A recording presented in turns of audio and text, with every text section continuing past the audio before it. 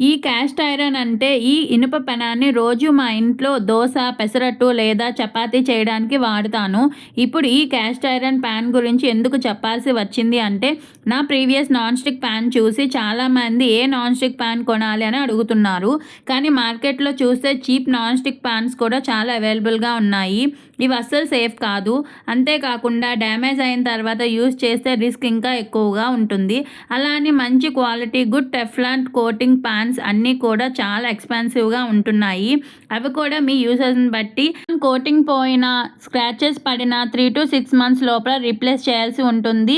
ఇది cost effective కాదు, maintenance కూడా ఈజీ లేదు. అందుకే దీనికి easy solution cast iron pan. Cost కూడా 900 to 1000 బిలో ఉంటుంది. వెరీ లో మెయింటెనెన్స్ అండ్ మీకు 50 సంవత్సరాలు అయినా సరే ఈ ప్యాన్కి ఏ ప్రాబ్లం రాదు. కాబట్టి మంచి ప్రొడక్టే. నేను పర్సనల్గా వాడేవి ఇప్పటి నుంచి షేర్ చేసుకోవాలి అనుకుంటున్నాను. ఇంకా ఈ దోశ తవ ద ఇందస్ వ్యాలీ అనే వెబ్సైట్లో తీసుకున్నాను. ఇప్పుడు 10 years సేల్ నడుస్తుంది. మీకు కూడా ఈ ప్రోడక్ట్ కావాలి అంటే సిరి అని కూపన్ కోడ్ యూజ్ చేయండి. 12% డిస్కౌంట్ కూడా వస్తుంది.